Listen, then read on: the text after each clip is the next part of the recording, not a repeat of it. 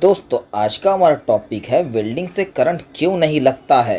दोस्तों आज का यह टॉपिक हमारे लिए काफ़ी इम्पोर्टेंट है। हम लोगों के मन में काफ़ी बार यह सवाल आता ही होगा, वेल्डिंग मशीन के वायर छूने पर हमें करंट क्यों नहीं लगता है। पहले तो दोस्तों यह जान लेते हैं कि किसी भी इंसान को इलेक्ट्रिकल शॉक लगेगा वह वोल्टेज और करंट दोनों पर डिपेंड होता है। दोस्तों किसी भी इंसान की मौत होती है वह करंट लगने की वजह से होती है। इंसान की बॉडी में से कितनी मात्रा में करंट फ्लो होगा उस पर डिपेंड होता है कि इंसान की मौत होगी या इंसान की मौत नहीं होगी। अब हम यह सोचते हैं कि इंसान की मौत करंट लगने से होती है तो हमें वेल्डिंग मशीन से करंट क्यों नहीं लगता है। अब हम वेल्डिंग मशीन के एम्पियर चेक करते हैं, तब उसमें 30 से 40 एम्पियर वेल्डिंग करने के टाइम पर फ्लो होते रहते हैं। इतना करंट फ्लो होने के बावजूद हमें वेल्डिंग मशीन से करंट क्यों नहीं लगता है।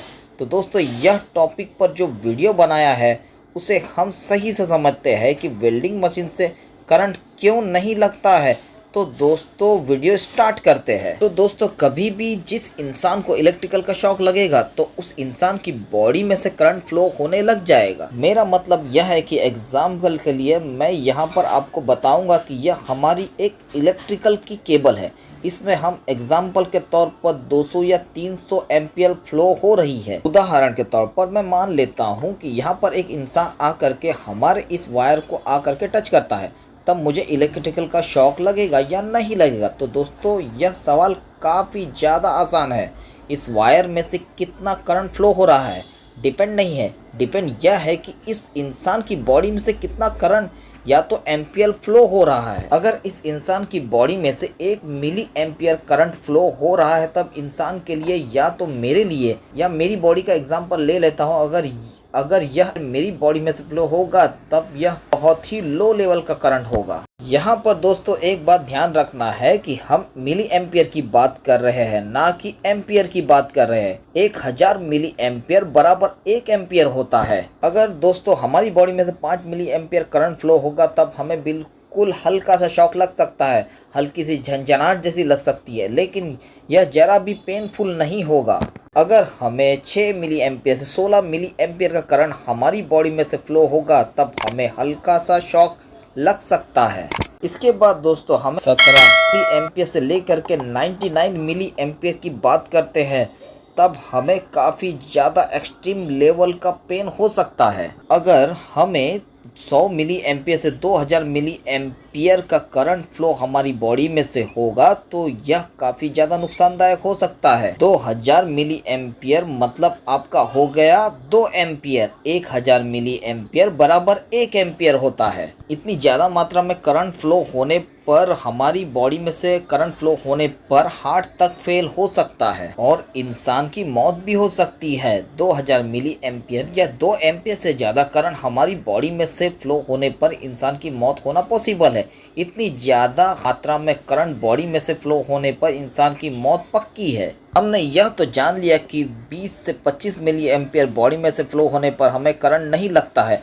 अगर 25 मिली एम्पियर से या तो 30 मिली एम्पियर से ऊपर हमारी बॉडी में से करंट फ्लो होने पर हमें इलेक्ट्रिकल का शॉक लगना शुरू हो जाता है। लेकिन दोस्तों हम बात कर रहे हैं कि हमें वेल्डिंग मशीन से करंट क्यों नहीं लगता है, जबकि वेल्डिंग मशीन में से तो 30 एम्पियर से 40 एम्पियर करंट फ्लो हो रहा है।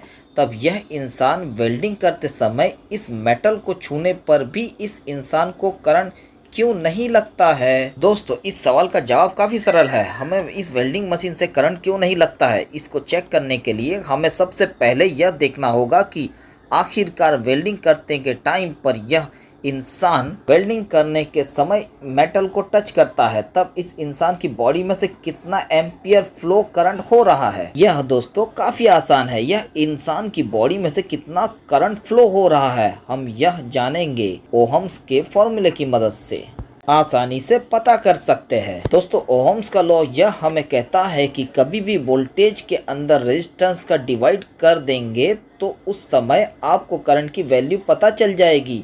यह ओहम के लॉ की मदद से आपको पता चल जाएगा। अब हमें यह पता करना है कि यह जो वेल्डिंग मशीन की जो रॉड है उसमें कितना वोल्टेज फ्लो हो रहा है। और सेकंड चीज हमें यह पता करना है कि हमारी जो बॉडी है उस बॉडी में से कितना करंट फ्लो हो रहा है, उसे जानने के लिए हमें उसका रेजिस्टेंस पता करना होगा। जब हम इन दोनों की वैल्यू को पता करके इस फॉर्मूले में जोड़ देते हैं तो हमें आसानी से पता चल जाएगा कि इस टाइम पर इस इंसान की बॉडी में से कितना करंट फ्लो हो रहा है। तो दोस्तों यहाँ पर पहले तो यह जान लेते हैं कि वेल्डिंग मशीन के आउटपुट में से हमें कितना वोल्टेज मिलता है। तो यहाँ पर एक सिंपल सा चार्ट आप लोगों के सामने है। इस चार्ट में बताया हुआ है कि जब भी हमारी वेल्डिंग मशीन को 240 वोल्ट इनपुट सप्लाई देंगे तब उस समय यह वेल्डिंग मशीन के जो आउटपुट केबल होती है इन दोनों में 37 वोल्ट की सप्लाई हमें आउटपुट मिलती है। तो मैं यहाँ पर 40 वोल्ट मान लेता हूँ। अब दोस्तों वोल्टेज तो हमें पता चल ही गया है। अब हमें सेकंड चीज़ यह जाननी है कि आखिरकार इंसान की बॉडी का रेजिस्टेंस कितना है, और यह रेजिस्टेंस पता चलते ही हमें करंट का पता भी चल जाएगा। और दोस्तों रेजिस्टेंस पता करने के लिए हमें मैंने यहाँ पर एक चार्ट बताया हुआ है। इस चार्ट की मदद से हम पता करते हैं। इस चार्ट में यह बताया हुआ है कि हमारी बॉडी ड्राई है और दूसरी केस में हमारी बॉडी वेट है, मतलब कि गीली है।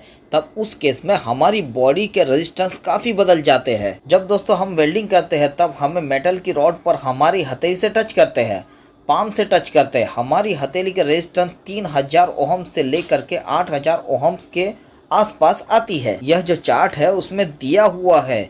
अब हम मान लेते हैं कि हमारी बॉडी का रेजिस्टेंस 5000 ओहम के आसपास है। अब दोस्तों हमें दोनों चीजें मिल चुकी है, वोल्टेज भी मिल चुका है और रेजिस्टेंस भी मिल चुका है। अब यह दोनों हमें पता है। अब यह जो 40 वोल्टेज है और यह जो रेजिस्टेंस है उसे डिवाइड करते हैं, तब हमारी बॉडी में से फ्लो होने वाले करंट की वैल्यू मिल जाएगी। तो दोस्तों मैं यहाँ पर 40 वोल्टेज लिख देता हूँ और नीचे यहाँ पर 5000 लिख देता हूँ।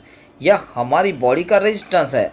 अब हम इन दोनों को डिवाइड कर देंगे तो दोस्तों हमारे पास वैल्यू आती है 0.008। मतलब कि कोई भी इंसान वेल्डिंग मशीन को कोई भी सेफ्टी ग्लव्स पहने बिना या तो सेफ्टी शूज पहने बिना डायरेक्ट मेटल की रॉड को छूते हुए, टच करते हुए वेल्डिंग करता है या उस वेल्डिंग मशीन के संपर्क में आता है तो उस समय उसकी बॉडी में से 0.8 मिली एम्पियर का करंट फ्लो होगा। लेकिन दोस्तों एक बात ध्यान रखना है कि उस कंडीशन में इंसान की बॉडी ड्राई कंडीशन में होनी चाहिए, बॉडी गीली नहीं होनी चाहिए। इंसान की बॉडी गीली होने पर रेजिस्टेंस भी चेंज हो जाते हैं। और दोस्तों मैं अगर सेफ्टी ग्लव्स और सेफ्टी शूज का भी रेजिस्टेंस यहाँ पर पुट करता हूँ तब यह वैल्यू 1 मिली एम्पियर से भी कम वैल्यू का करंट बॉडी में से फ्लो हो रहा होगा। दोस्तों हमने देखा कि 30 मिली एम्पियर से कम की वैल्यू की करंट बॉडी में से फ्लो होने पर हमें इलेक्ट्रिकल का शॉक नहीं लगता है। हमारी वैल्यू आई करंट फ्लो होने की 0.8 मिली एम्पियर है। जब दोस्तों 30 मिली एम्पियर से इलेक्ट्रिकल का शॉक नहीं लगता है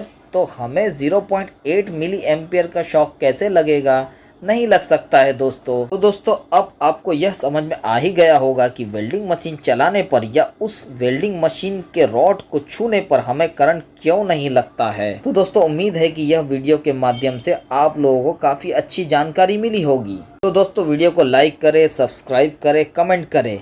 वीडियो देखने के लिए आप लोगों का बहुत बहुत धन्यवाद।